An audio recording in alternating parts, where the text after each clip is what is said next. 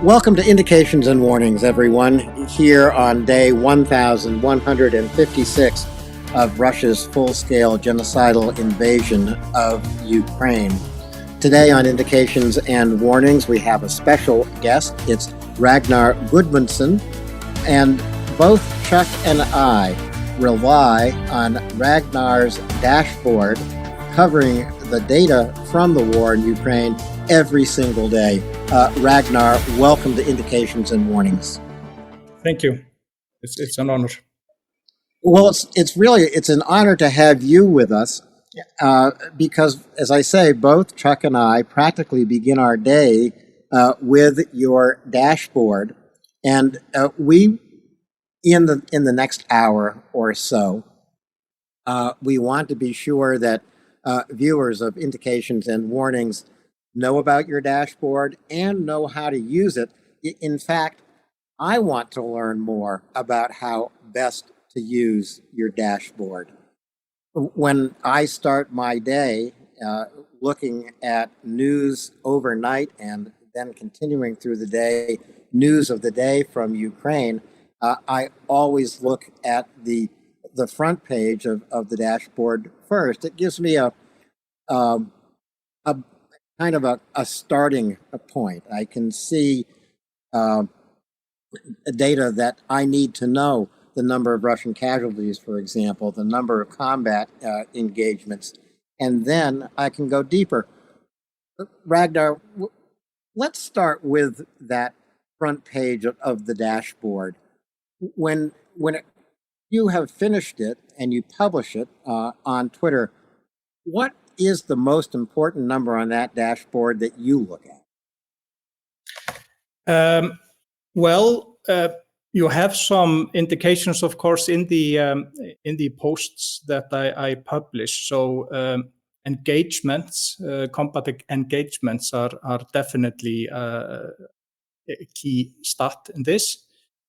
But there are, we have to bear in mind, though, that there are several factors at play. For example, during winter, and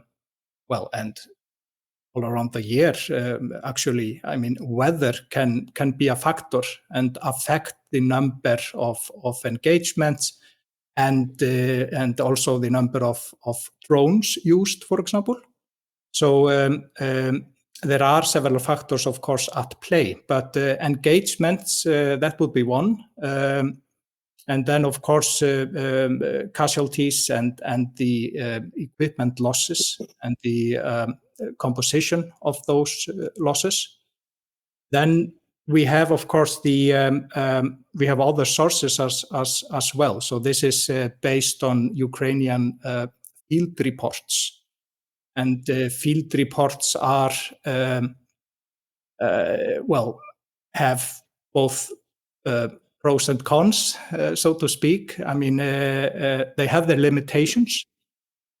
They give a good snapshot of the war, but it's also quite good that we are quite fortunate that we have.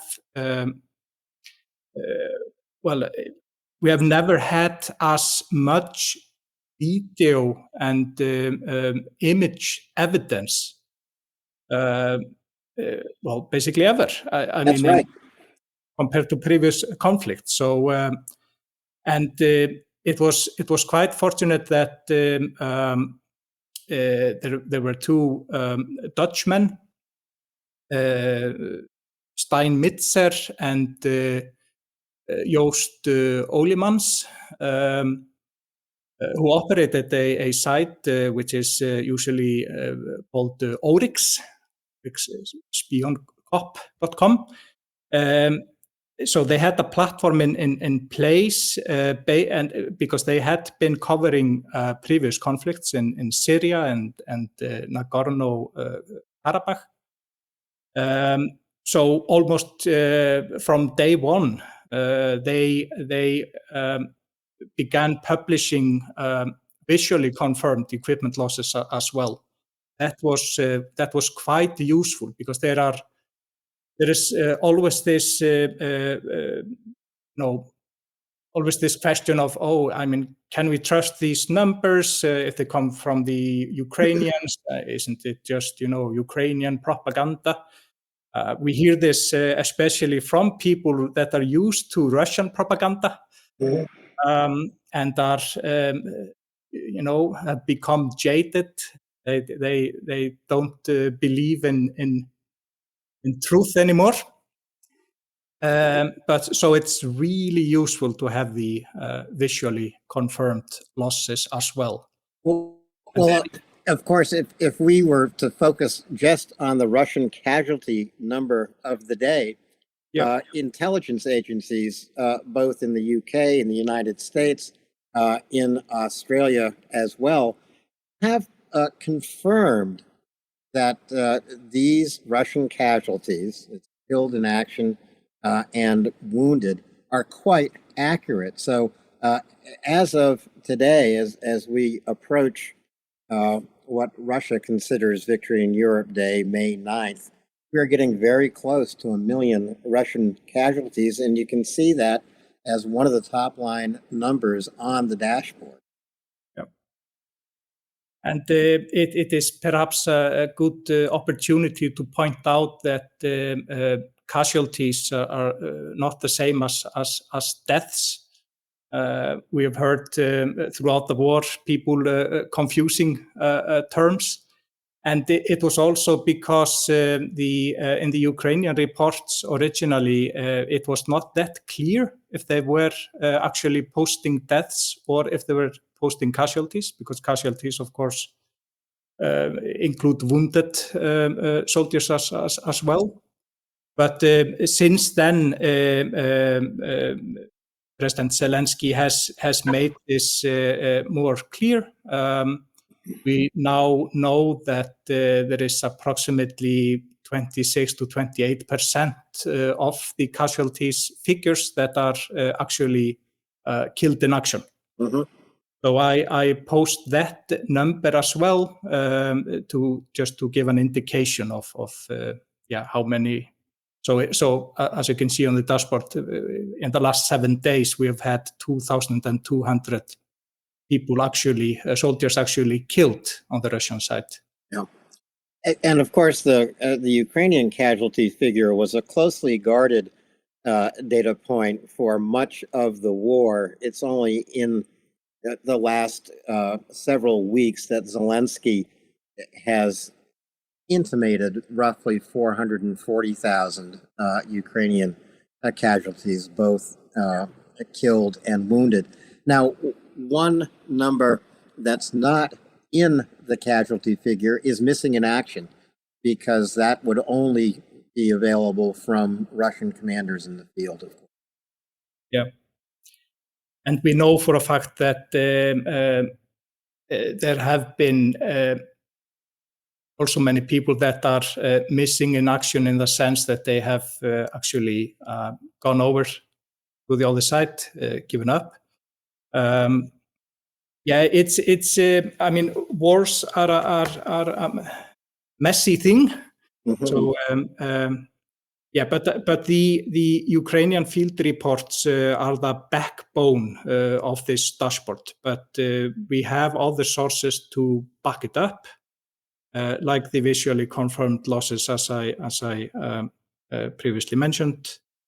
They're now maintained by Jakub Janowski from the Czech Republic. We also have another source from the Czech Republic who collects names of dead officers, Russian officers, who posts under the name "Killed in Ukraine," otherwise anonymous.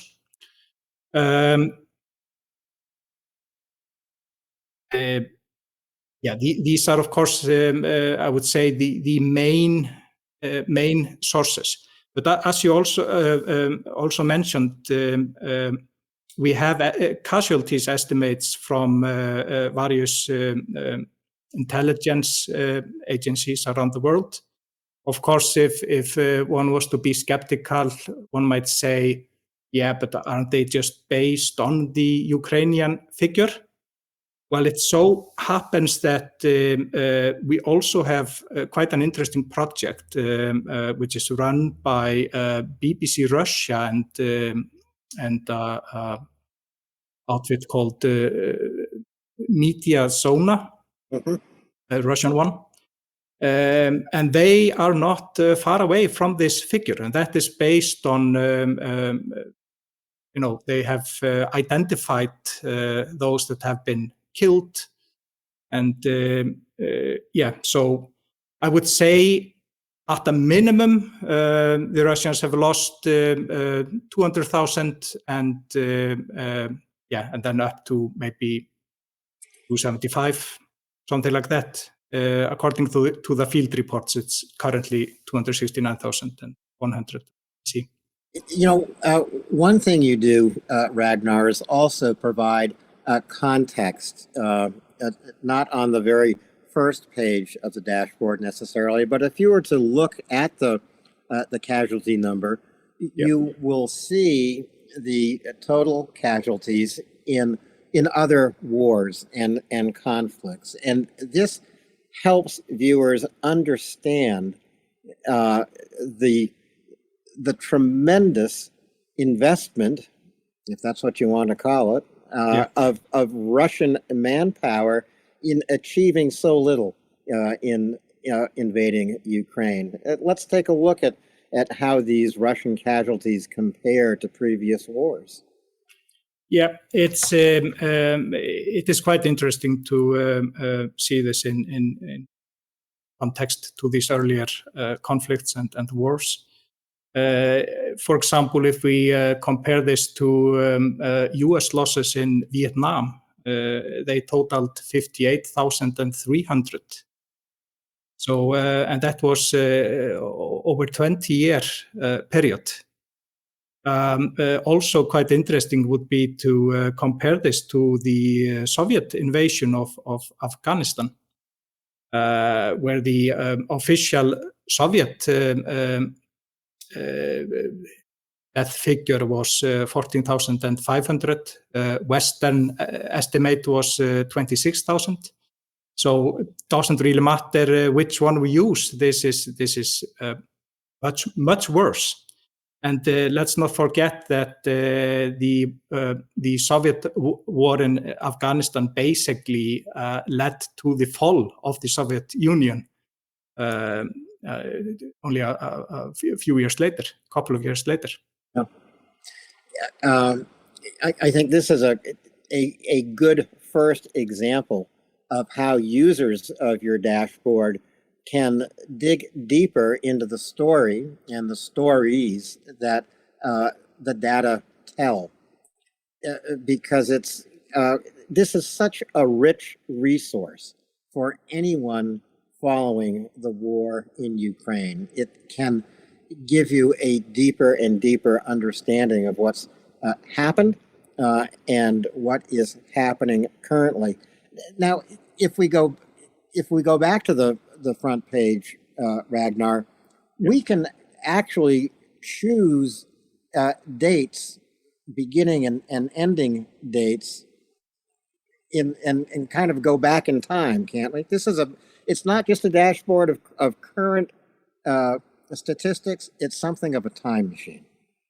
Yes, that's right. I started collecting the data almost just from the start. The first daily report from the General Staff of the Ukrainian Armed Forces was published on the 5th of March, 2022. And I first came across the numbers through the Kyiv Independent, excellent news resource. But it was just the accumulated figures. So I started to collect them and do some basic calculations. Let me see, I'm going to choose here. Let's choose, for example, this page here. Right, yeah, casualties and equipment. So here are the total figures. And And again, here's deeper information. So you're able to see the record number and the report date that goes with that, whatever you're looking at. Yeah, and here we have a date filter on top where you can, for example, look at year to date, that here. Now we are only looking at the year to date, so casualties have gone down a little bit, but are still, of course, incredibly high. It was during the Easter truce that Russian casualties dipped below 1,000 a day, but they very quickly rose above 1,000 a day again as combat engagements remained about the same. And more than once, as I recall, Russian casualties surpassed 2,000. But it's rarely happened. Yeah, it has happened 3 times, all in November and December last year. So you see, with Ragnar's help, you will be able to spend hours on the dashboard developing your own information that you want to look at, and using the date filter. It can lead to some really interesting insights. I mean, for example, we could take a look at the equipment losses that the Russians have suffered. This is all equipment, so it includes tanks, armored fighting vehicles, special equipment, fuel trucks. It's everything the Russians have deployed to the Ukrainian battlefield. Yes, I want to make clear, though, that in the graph that we are currently looking at, these are only the land-based losses. So this does not include, for example, the drones, I think. It doesn't include the Moskva. Yeah, but it doesn't. It is well kept at the bottom of the Black Sea.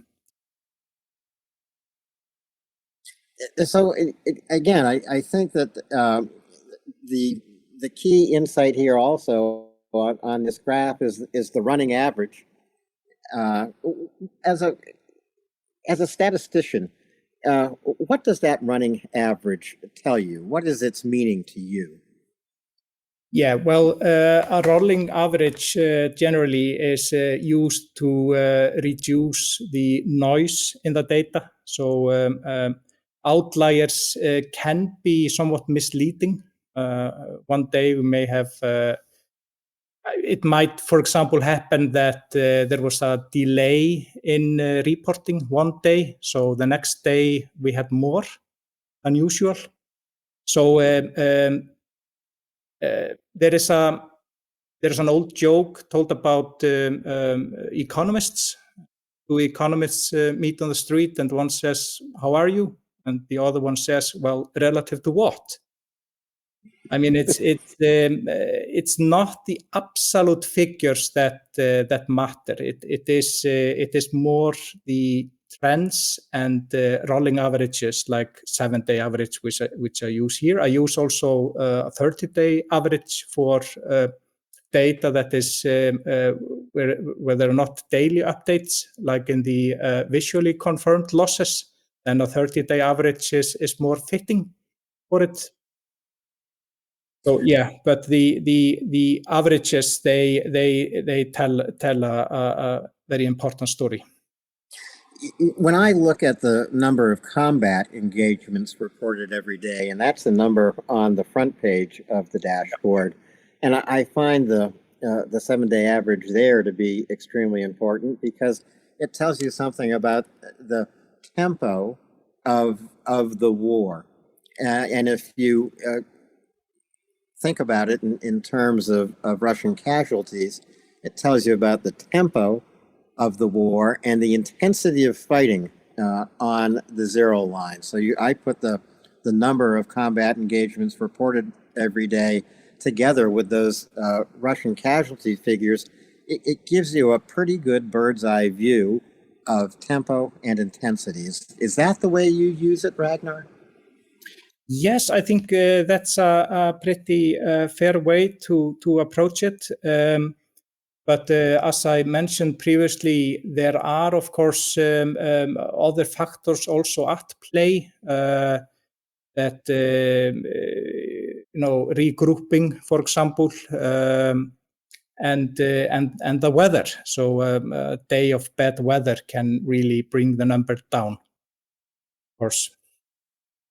Yeah, and when we think about the massive Russian air assault on Ukraine overnight, so this was yesterday, striking not only Kyiv, but Sumy and Kharkiv with almost 200 Shahed drones. I think the total was 170, dozens and dozens of ballistic missiles. Do we find such an intense overnight attack in your daily statistics? Where would we look for them? Yes, this is. It's good that you brought this up because we have to bear in mind that the daily reports are for the previous day. So right. The massive attacks of last night will be in tomorrow's report, not today's report. Mm-hmm. I have several pages on the strike data, both for the reported Russian strikes and also for the reported Ukrainian strikes. And it's good to bear in mind that when we are comparing Russian strikes to the Ukrainian ones, well, number one, it is quite clear that the Russians have an advantage there. Although, of course, we would expect the attacking side to be striking more, right? But we also have to bear in mind that, in a way, we are comparing apples to oranges. The Ukrainian strikes are much more more targeted, so to speak. I mean, more precise weapons that they're using, of course, supplied mostly by you, the Americans. So, yeah, better weapons. The Russians are relying a lot on firepower. So we can see. So the Ukrainians, they differentiate between airstrikes, multiple rocket launcher strikes, and then missile strikes. The missile strike number will be high tomorrow. I don't know the exact figure, but you will see it in tomorrow's report. Now, one thing data cannot tell you.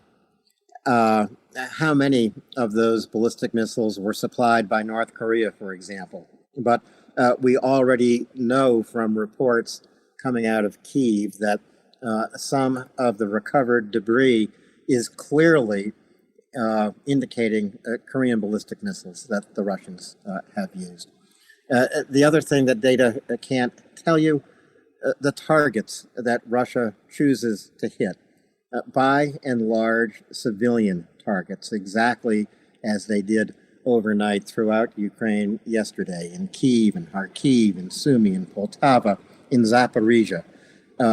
Ballistic missiles aimed at residential neighborhoods, residential high-rises.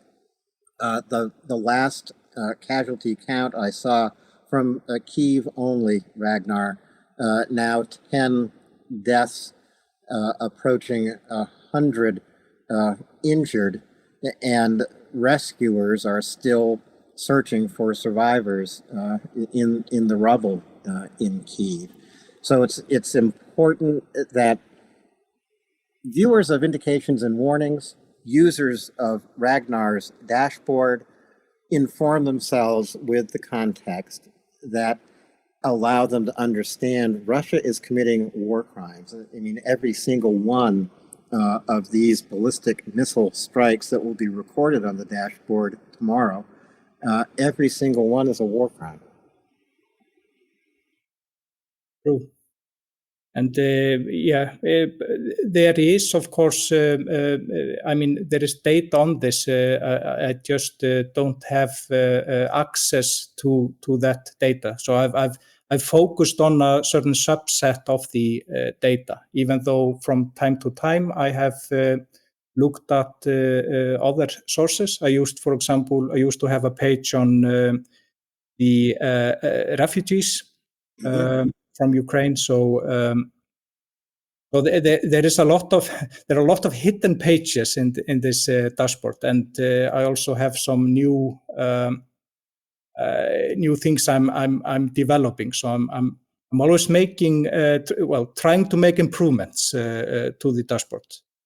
Well, of course, there's some data that's just not available. It's for example, if we were to think about the kidnapped Ukrainian children, the so-called official number is 20,000, but there have been reports pretty well verified of as many as 200,000 Ukrainian children kidnapped and taken out of Ukraine, out of the occupied territory of Ukraine, back to Russia and Belarus. But that data isn't available, and it's hard to verify.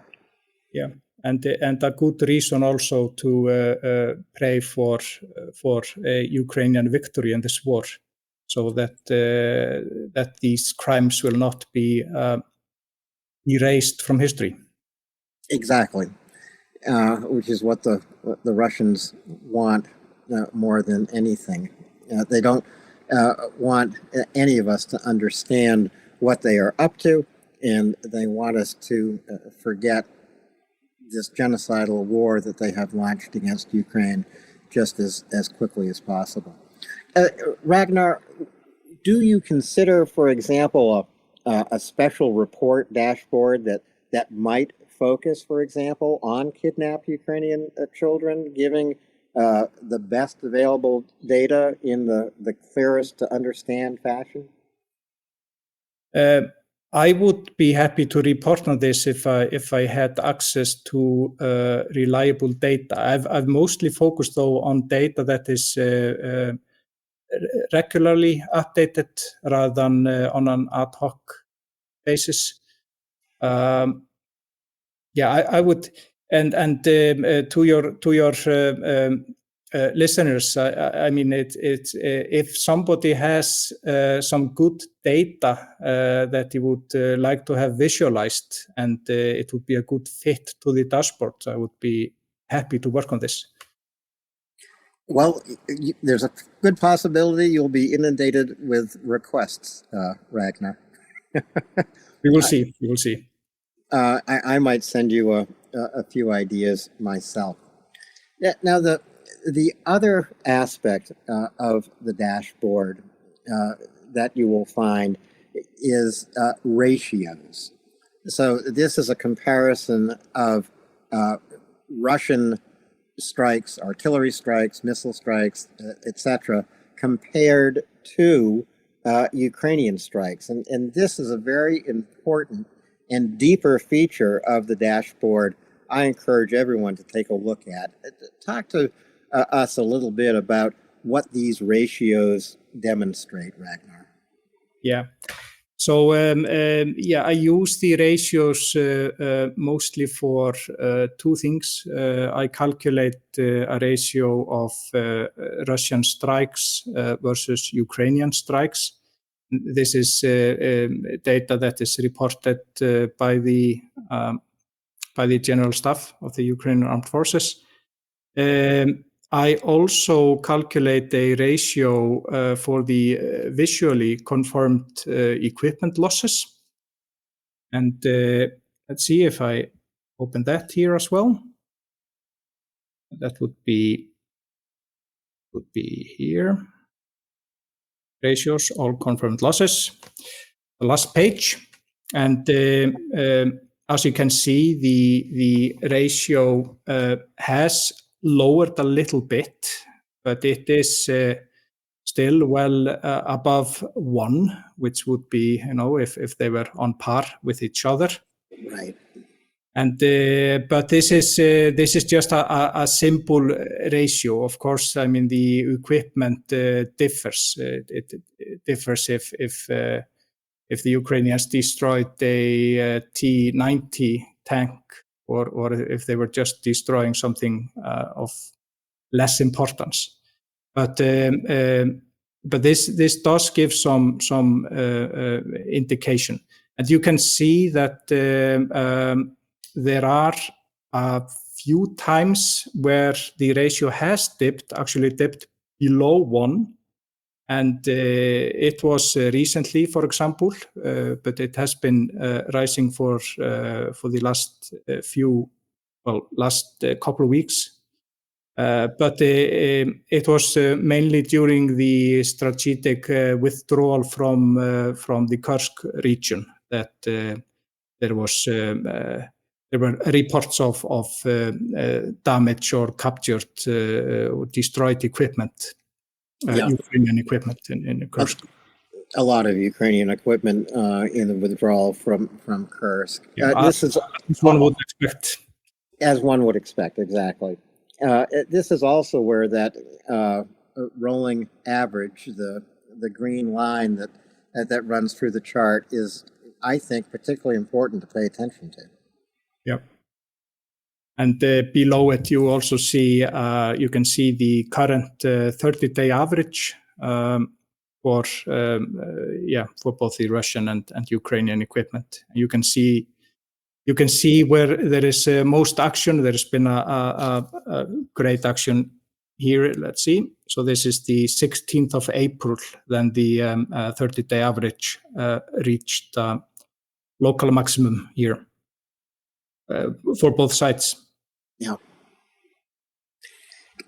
Artillery, which has been called the king of battle, because at one time artillery inflicted the majority of casualties on the battlefield. Artillery has been of particular interest since Russia invaded in February 2022, because Russia had such superiority in artillery.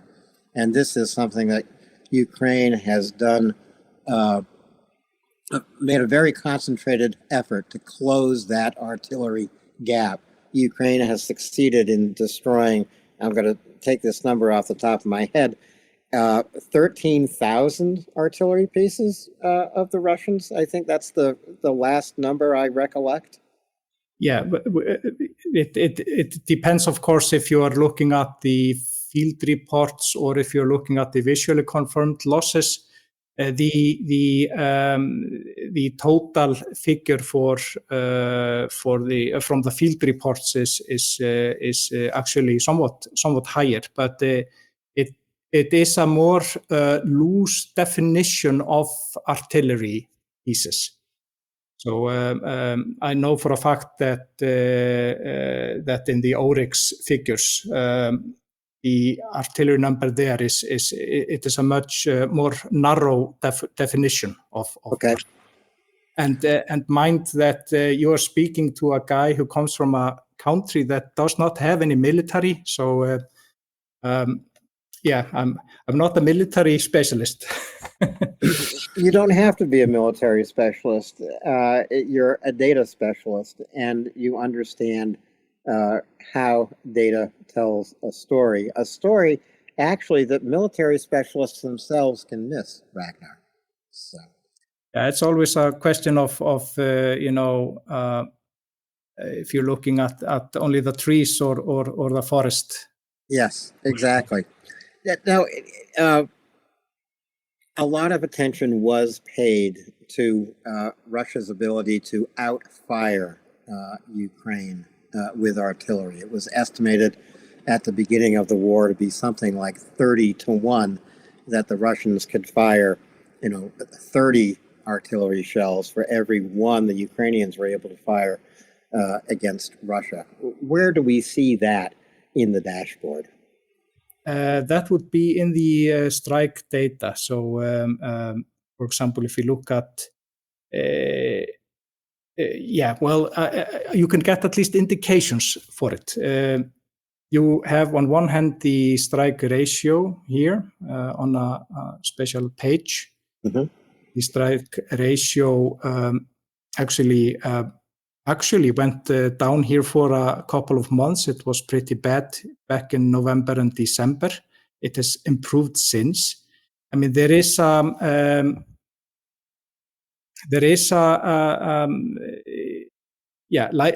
like I said earlier, we are in a way comparing oranges to apples. So it's if you look at the Ukrainian strikes, they do report it by target, but they have now combined air and artillery strikes. So it's a little bit hard to see the artillery part thereof. And that actually is interesting. You know, the way military reports statistics, sometimes just the very manner in which they report conceals information that you really want to tease out. For example, I know that Ukrainian airstrikes have increased, especially since last November and December. They've lost a couple of F-16s, but they are using their F-16s and their MiGs somewhat differently today than they did a few months ago. And the F-16s were originally deployed, of course, purely in the role of air defense during a night such as the one we had overnight yesterday. But increasingly, F-16s, MiGs are being deployed for airstrikes on Russian military targets in Kursk and Belgorod and on the Zero Line itself. That is information that would be hard to get at on the dashboard. Yeah, I'm of course limited to the to the information that they want to publish. But like I said, the combination of the field reports visually confirmed equipment losses is there is as good a correlation as one could hope for, considering that this is data that is collected in different ways. So the claim that which you often hear from Russian trolls, that the Ukrainian numbers are just pure fantasy, that is not borne out by the data. There is a good enough correlation between the two data sets, so that can't be true. I mean, they are higher, but they do correlate. So you can actually see. I have a page actually for it. Let's see, tanks visual versus reported. So here you can see how it has developed recently. So from the 1st of April 2024.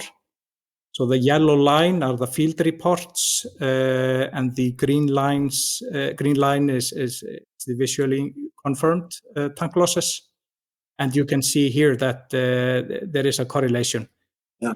I mean, statistically, it would be technically weak correlation. It stands at 0.29, but still. And you can see here, for example, if we just look at the April, more than half of the reported losses by the Ukrainians have been borne out by visually confirmed evidence. So that is pretty good. And also, speaking of visual, this is the visual power of a chart like this. When Ragnar talks about correlation, you can see the correlation between the yellow and the green lines here that represent different categories of tank loss, the visually confirmed and the reported losses of tanks. So this again is the beauty of a statistician, a data analyst, and expert like Ragnar, bringing this information to people who want to understand the war in deeper detail. Ragnar, here's a question that just occurred to me. If you were to show a single page of the dashboard to Donald Trump and Vladimir Putin, what page would that be? Yeah, that's a good question.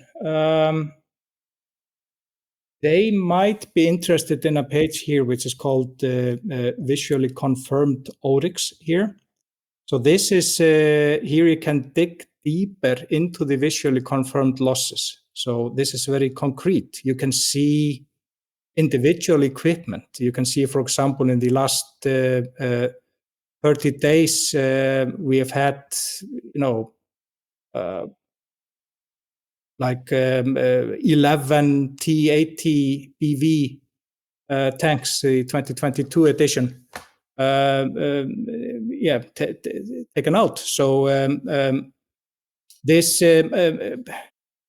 at least this would show Putin that he is losing a lot of resources, because he seems not to care that much about his people, but possibly he cares more about the equipment. I don't know if it would work for Trump, though. I think that the whole world is trying to figure that out. You're right about that. The whole world is trying to figure out what seems obvious to most people, that Russia is losing, that they are fighting a war it cannot win, and Ukraine, as the David in this fight, is bringing Goliath to his knees. So let's just think about convincing Vladimir Putin that he's losing, something his commanders in the field and generals back in the Kremlin don't want him to know. If we look at the front page of the dashboard, there is one figure there. It's the monetary loss that Russia faces every single day. And as you say, Putin doesn't really care about the human losses, but he might care about how much money he's spending every day to fuel this war. And there it is, right there. Yeah, and I have a sub-page dedicated to this, where you can see the development and the composition of the monetary losses. But I also want to point out that this, of course, is based on average prices for each category. So it's it may be higher, it may be lower. And of course, this is just a subset of all the costs related to a war like this. It doesn't include, for example, ammunition. It doesn't include fuel and so on. So this is so they have lost at least this amount, but of course much higher. And it just keeps rising. It rises every single day. I mean, I think this is one of the remarkable pieces of information on Ragnar's dashboard. Even if you think about the replacement cost of this equipment, if you were just to consider the replacement cost of only tanks, that replacement cost is much higher today than it was when so many of the Russian tanks were originally manufactured, like the T-82s. Those are 40-year-old tanks. And talking about the replacement cost, then it may be fitting to view this page here, Russian officer deaths. I mean, one of the facts from this war, because this is based on Russian obituaries, is that how many qualified officers they have lost in this war, and of course that also affects, their offense. It is, this is. If we put this into perspective, I mean, if they lost, if we take the lower figure, if they lost, if the Soviet Union lost 14,500 people in the war in Afghanistan, and you compare it to this number, I mean, it is hard to replace qualified officers. Especially in the Russian army, because one way of looking at how Russia fights this war or would fight any war, it's really a colonel's war. Russia doesn't have the non-commissioned officer status as does the American military and European military. In other words, extraordinarily experienced men in the field who act as an officer in the field. They're sergeants. They are the non-commissioned officers that lieutenants and captains look to for the advice they need to fight effectively. Russia doesn't have that category in its armed forces. Rather, it's concentrated among officers like colonels. That's why for the Russian military, this is very much a colonel's war. The more colonels you kill, the less able Russia is to fight effectively in the field. So this is an important page, Ragnar. And I would like to actually share with you a page that give you a preview of a page that I'm developing currently. I'd love to see that. I have it hidden here, so you are the first one to see this. So I have here a page. Let's see. Yes, here it is. Called Trends. And what this page shows, or with this graph, there's only one graph currently on it. I will be adding more. So this shows how the war has, how drastically it has changed in 2025. So you can see here the vertical line is the start of the year, and you can see how drone losses and unarmored vehicles, how they have taken off when we compare it to more traditional armor losses, tanks and APVs. Well, this is a fantastic page that you're developing, Ragnar. Not only because it does demonstrate the increased use of drones, but as an underlying fact, drones now are responsible for about 86% of casualties inflicted on the battlefield. I'm not talking about Russian drones that are aimed at cities, but on the battlefield, drones are inflicting 86% of the casualties. This is a complete change from when artillery inflicted as many casualties. So this is a great new page that you're adding to the dashboard. Like I said, I'm always looking into ways to improve this, and I'm not looking into ways to make money out of this. If you want to donate to somebody within Ukraine. I'm just doing this. I'm just doing my part in this, in the Ukrainians' fight for our core values, democracy and freedom. And you can find verified charities in the video description of this episode of Indications and Warnings, as you can find in every single episode. So take a look at those places where you can contribute to Ukraine in many, many different ways. They're in the the video description. I mean, it's great to have this preview from you, Ragnar. I really appreciate that.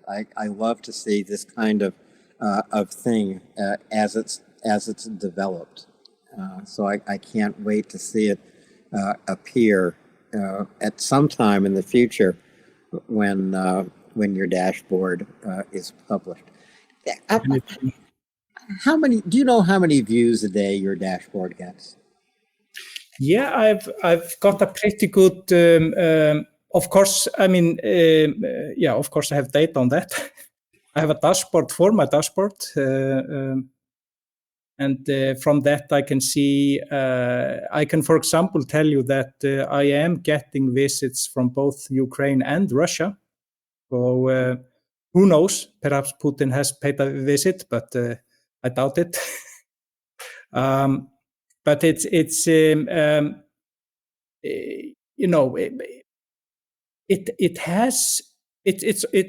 also gives some interesting indications, the traffic to the dashboard, because it shows how it's in a way an indicator of the public's interest in the war. Yeah. So there are people like you and I that pay close attention to it every day still. But there are, there has definitely the interest has, there is a reduced interest. I think this is also complicated by the fact that changed ownership of what used to be called Twitter, which has had some. I know that it has had some strange effects on certain accounts. I also have people viewing my posts on Blue Sky and Mastodon. So I post to these 3 accounts. But on an average day, I don't. Couple of thousand perhaps that view the dashboard, but much more that view the posts. Well, that actually is true. It is an indication of public interest in what's happening in Ukraine, and it waxes and wanes here in the United States depending on what's in the news. But events like the massive air assault that Russia launched against Ukraine overnight actually increases both public interest in what's happening in Ukraine, and here in the United States, it increases public support of Ukraine. We have actually found public support expressed for Ukraine in the United States rising considerably since Donald Trump and J.D. Vance embarrassed Zelensky in the Oval Office, for example. That boosted support of Ukraine. I, for one, regard Volodymyr Zelensky as leader of the free world. Yep, me too.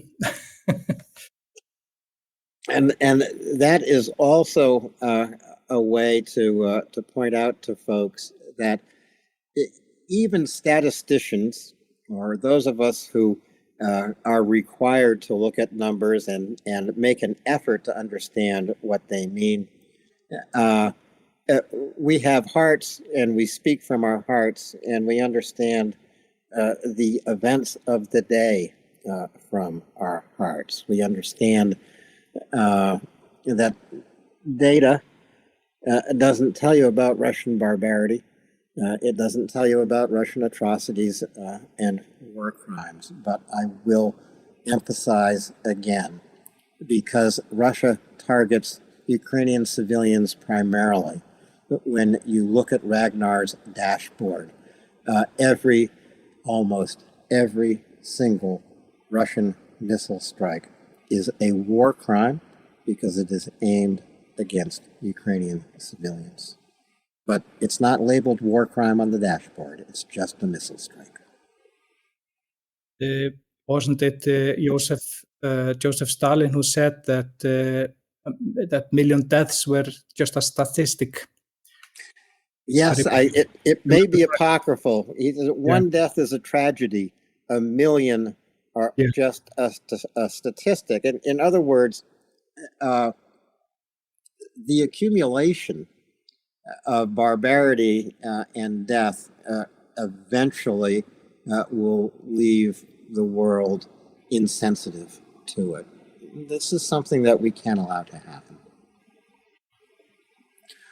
Ragnar, what part of the dashboard have I missed talking about, and how can I become a better user of the dashboard?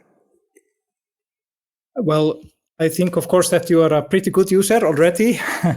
But let's see if there was something else that I would like to draw your attention to. There are other sources here as well. We have, for example, and this is done in cooperation with a British friend of mine, Richard Veriker, and so this is data collected by War Spotting, another source of open source intelligence. So it's good to view this also. So this shows, for example, one quite interesting development, which has been the lack of T-72s in the Russian tank losses lately. So they almost seem to have mostly run out of T-72s. Whatever that, whatever. What's the word? Conclusions you want to draw from that? Well, they haven't vanished. Ukraine has been particularly good at destroying them. Yeah. Not spontaneous combustion. Right. Ragnar, we dove right into the dashboard in order to get going in the interview, and therefore, although we are going to post a profile of you in the video description,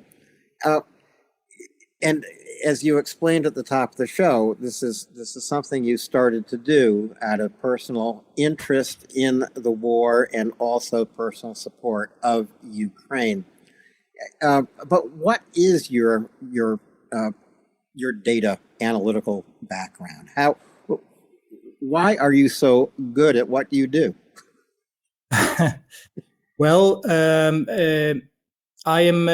My background is in economics and political science. I have a bachelor degree in that, and then I have a master's degree in business administration.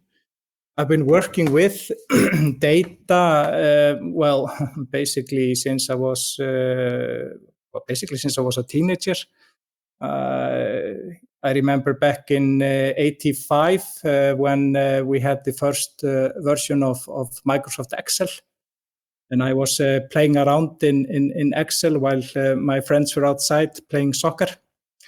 So I, in my professional, in my career, I've been working with data, both in the private and public sphere. And I also, as I touched upon during the, before the interview actually, during the pandemic, I had a dashboard which compared infections and deaths and related statistics for the Nordic countries. Comparison between them and how they approached the pandemic. Yes, I mean, this is just I'm just a normal guy that wants to make sense of the data and make sense of the world, and my approach is to try to quantify it and visualize. And I have to thank you for doing that.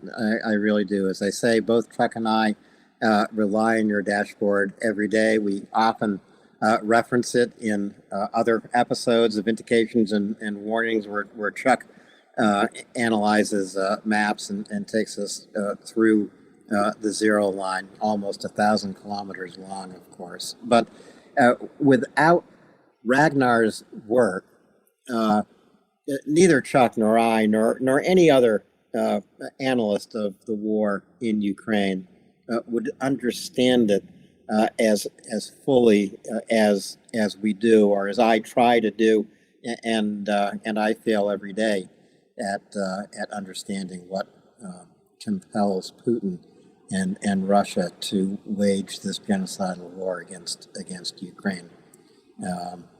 In a way, the data helps me understand it, Ragnar.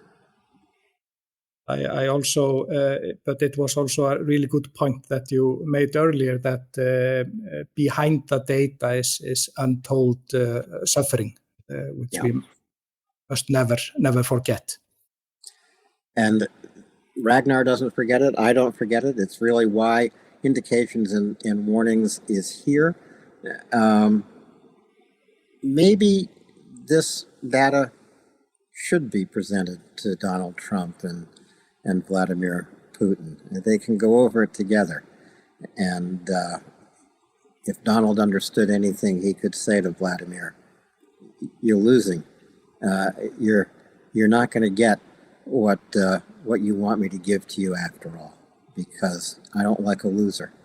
If Donald Trump doesn't like a loser, the next time he shakes Vladimir Putin's hand, he better recognize he's shaking the hand of a loser, and it's borne out in the data of Ragnar Guðmundsson's dashboard, published every single day. Ragnar, thank you very much for your time here at Indications and Warnings. Happy to be here, and Slava Ukraini. Herom Slava.